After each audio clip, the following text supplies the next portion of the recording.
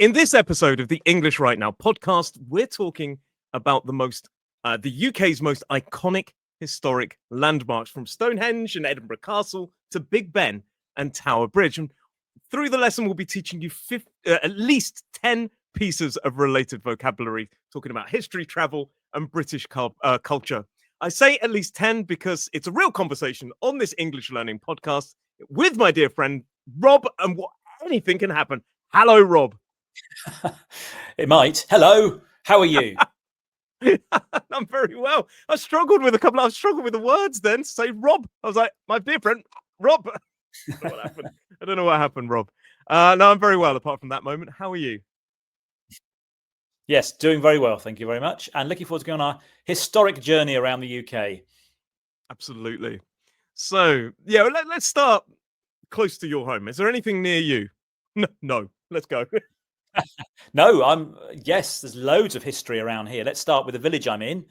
We have a ruined castle. So you can go around the ruins of Ainsford Castle. It's a Norman castle.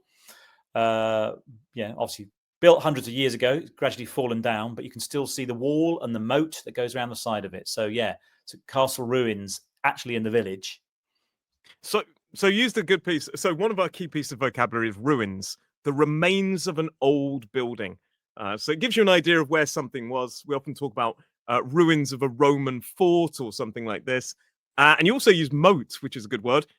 Moats often go around castles, and they're a deep, wide ditch that were often filled with water.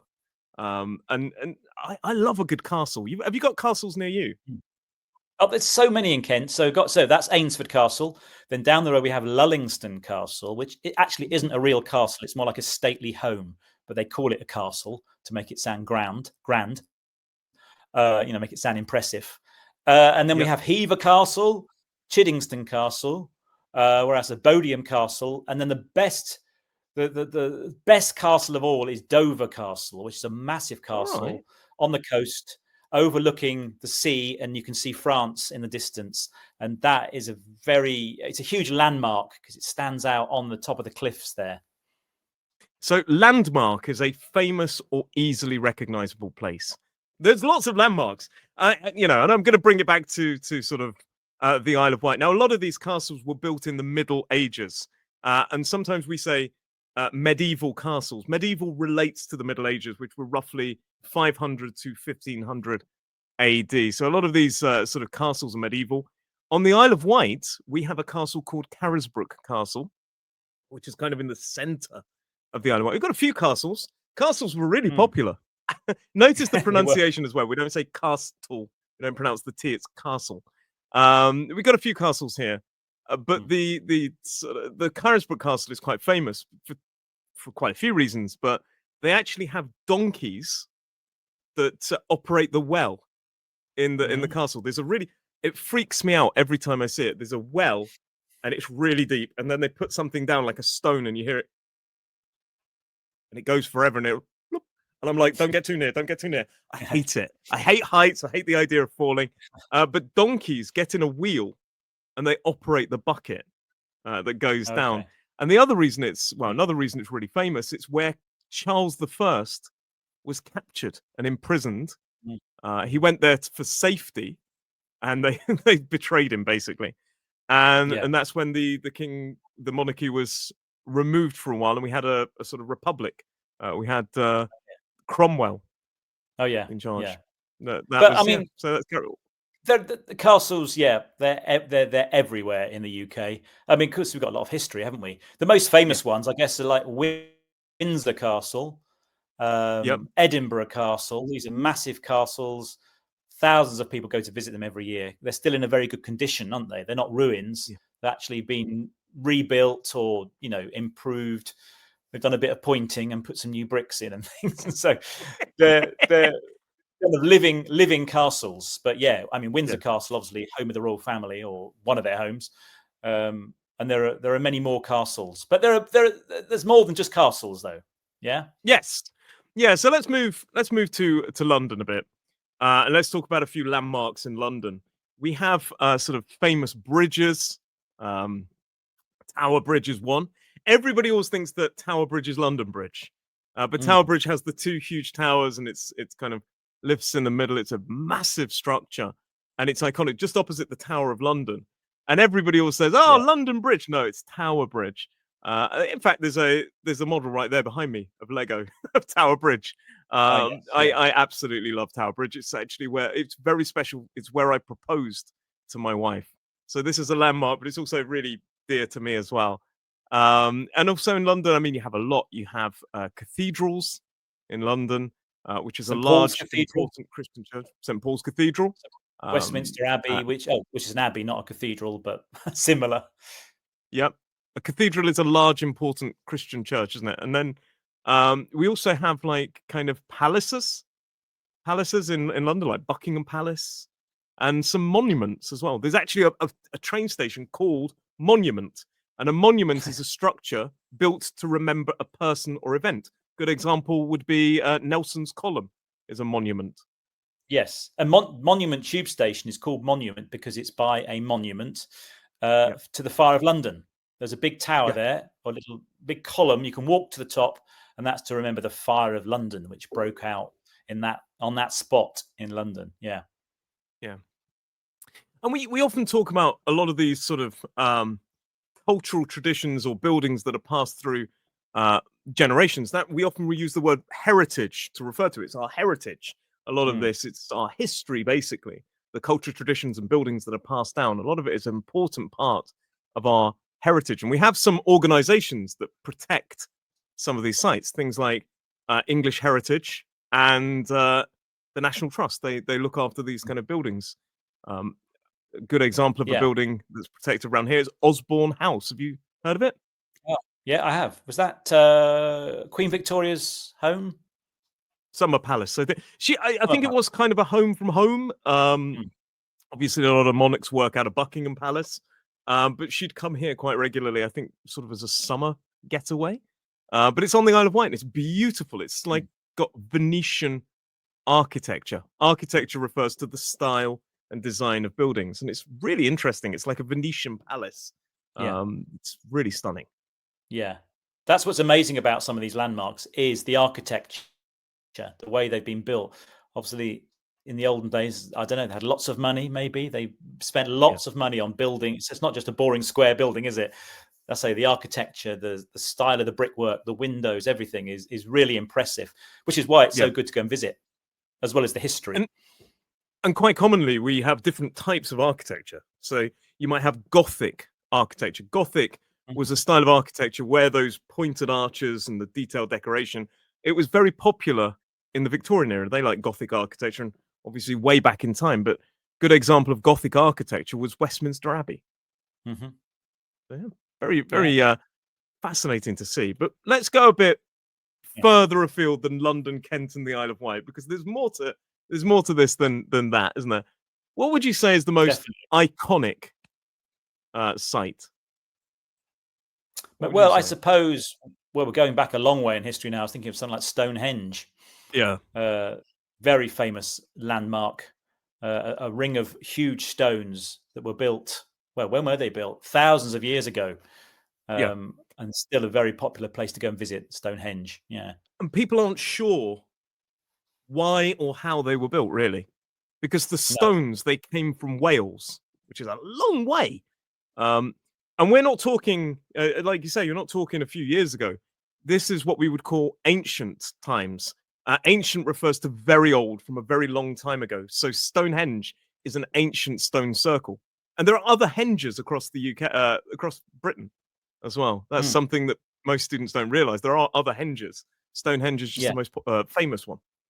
Yeah. Yeah. I've seen a few again up in Scotland, in the wilds of Scotland. There are some famous stones out there. The Callanish standing stones, which again is a huge Yeah, ring of stones. How they arrived there and built them there, who knows? But it's amazing, amazing to go and visit. yeah, it's intriguing. But have you been to Stonehenge? I've been to Stonehenge. Yes, yes. Yeah. I say a So popular spot. one thing I find really not funny, but I found it quite actually I find it quite sweet. So we were driving back from Legoland, and my wife really wanted to see Stonehenge. So I was like, "Yep, fine." So we drove towards Stonehenge, and the road goes pretty close. You can actually see pretty close. But you start to see as you're driving towards Stonehenge, there was a traffic jam, and it's because people slow down to look at it and then speed up. Yeah. So I was like, oh, okay. And I thought it's kind of sweet, isn't it? That people are slowing the car down, admiring it, and then driving on. Yeah, definitely. But yeah, Stonehenge is obviously probably one of our oldest landmarks in the UK.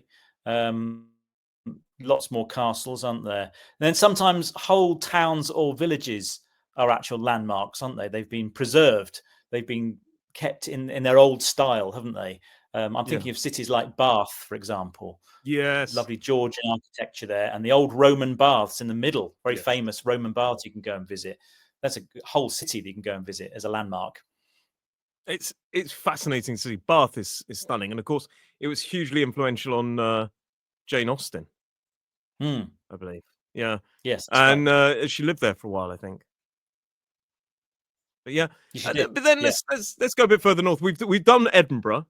We've done but there's a lot in between. There are a lot of places in between. For example, Nottingham Castle, another castle. You'll never get bored of castles, I don't think. Belvoir Castle, which looks like Belvoir. Belvoir Castle, which is in Leicestershire. And then you just keep going up. There's quite a few places, but there's also historic sites. Now, a historic site is a place that is important because of its history. I remember my grandma was obsessed. I think it was the Battle of Bosworth. So there's anyway, she went somewhere. I think it was the Battle of Bosworth. She wanted to see this field. She wanted to see where the Battle of Bosworth was fought. Yeah. And then when she got there, it was just a field. Yes. Have you ever been to the Bosworth? I haven't been to Bosworth. I've been to another battlefield up in Scotland, Culloden. Yeah. It was a big battle there. But again, now, there's a museum to tell you a bit of history, of course. But when you actually go out onto the battlefield, it's a field. I think you have to use your imagination quite a lot at some of these places. The other place, actually closer to home, is Battle. Battle is where the Battle of Hastings took place. Yeah. Battle is the name of the town, but you can go and visit Battle Abbey and the battlefield where the big battle in 1066 took place.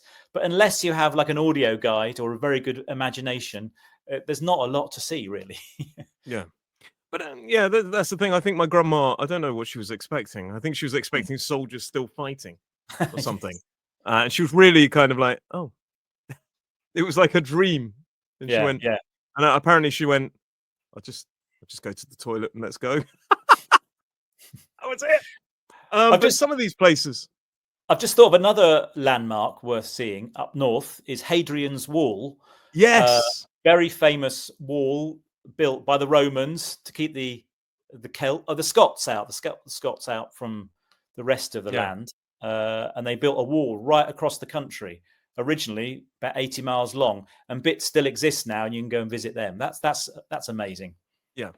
And I think there were two walls I once saw. There were actually two walls built. But Hadrian's Wall is the more famous, the famous one, right? Really.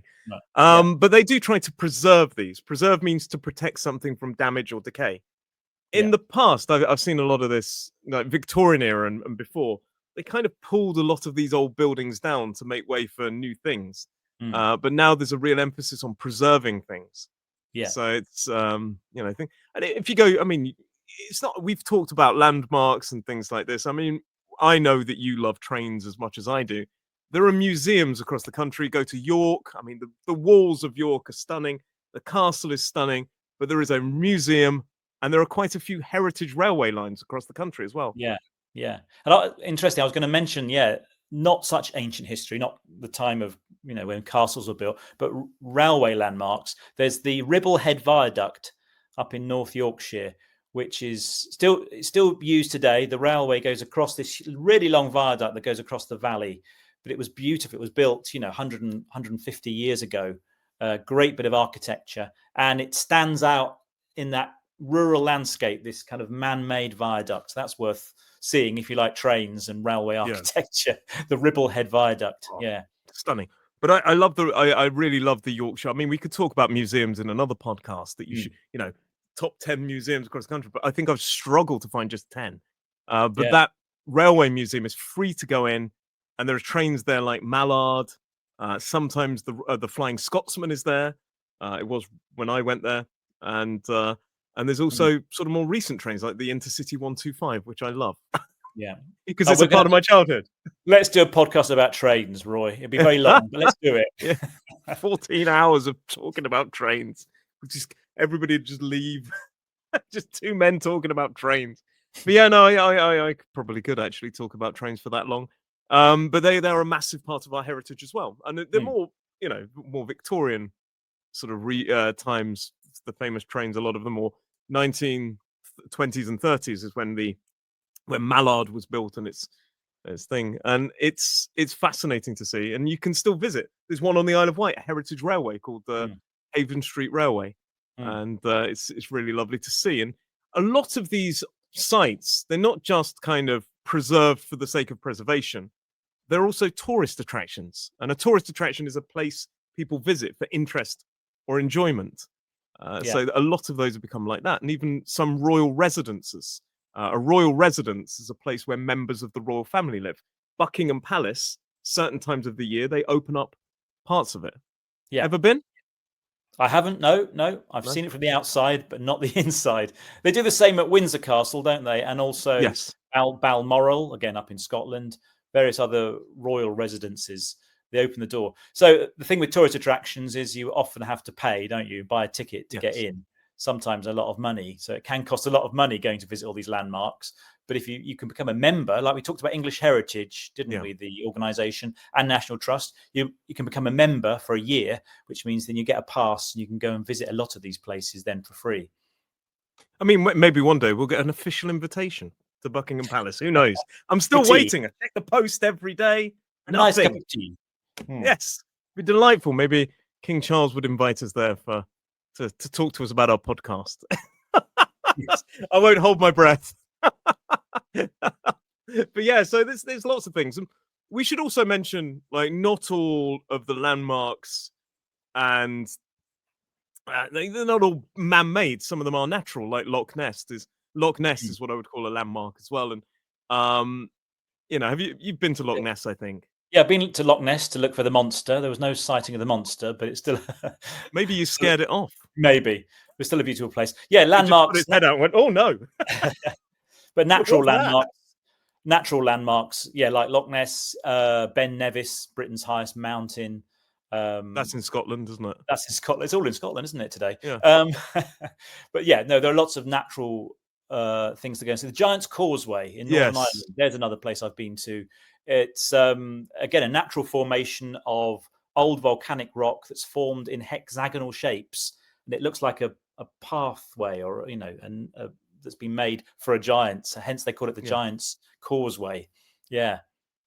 And probably we should give an honourable mention to national parks as well, because there's the New Forest down near where I live, in Hampshire, and of course there is a Welsh name for it, the Brecon Beacons.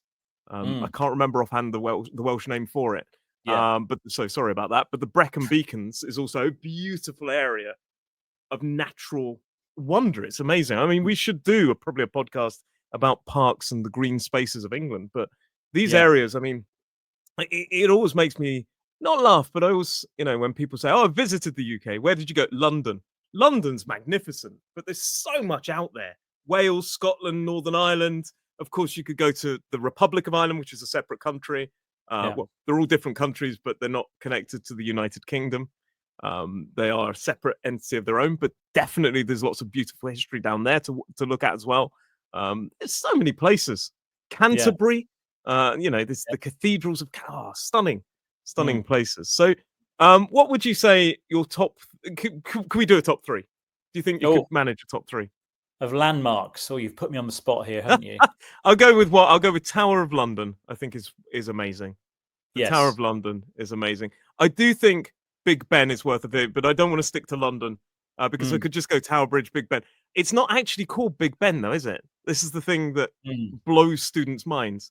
Everybody sort of refers to it as Big Ben, but Big Ben is the name technically of the bell inside, or the nickname of the bell inside. and the tower itself is called Elizabeth Tower. Hmm. So yeah, it used to be called the Clock Tower, but now it's called Elizabeth Tower. Fun fact. So I would go with Tower of London as one of my top picks. Yeah. Yeah. For me, I think probably Edinburgh Castle. I said there's loads of castles to choose from, but Edinburgh, it's still intact, so you can go in the rooms and have a look around. But it's also on a hill overlooking the city, so it's a great location as well. But lots of history. So Edinburgh Castle is definitely worth a visit. Yeah, I would say Stonehenge. I know it's the famous one. I've gone for two of the famous ones, like Stonehenge and Tower of London. But Stonehenge, is something magical about it. Yeah. Also, check out other henges, but something absolutely wonderful about it. Definitely. And Canterbury Cathedral again. I'll say Canterbury Cathedral is a spectacular cathedral. That's where I graduated. So my graduation ceremony was in Canterbury Cathedral many years ago. So it has a place in my heart as well. So yeah, it's an impressive. If you like cathedrals, this is one of the best, I think. York Minster as well is amazing. You can have the National Museum. How about that? Oh, the Railway Museum. Or tell them to come to the Isle of Wight. The whole island is a landmark, yeah. Isn't it just my world? But yeah, no, there's lots of good there. I mean, there's too many to choose from, really, and it's putting you on the spot. But there's so many castles, and just when you think you've seen them all, there's another castle, and some people still live in castles as well. That's another thing as well in Scotland as well. I've just thought of another railway-related landmark, and that's the Forth Railway Bridge. I was trying to think of that. The Forth Railway Bridge is spectacular. Again, over 150 years old. It's this whole huge metal bridge going across the estuary. It's painted red. The story is that once they've painted it all, they had to start again. It's an endless job painting it. But we've got an expression, haven't we? We say it's like painting the Forth Bridge, which means an endless task. But apparently they've now developed paint that it means that they can leave it for a while. Okay. So it's no longer true. Thank God. Okay. But in the past, apparently it was so big that they'd have to start again at the beginning once they'd finished. Yeah. An endless task. But so thank you very much for today. If you do want to support this podcast, please do check out the link below where you could buy a cup of tea for Rob or myself. But Rob, I just want to say thank you very much for joining me today. And for everybody who listened to us, thank you very much as well. Let us know the other things you'd like to learn as well in the comments below. But Rob, thank you very much for joining me today. Thank you, Roy, and thanks everyone. See you next time. See you next time. Bye.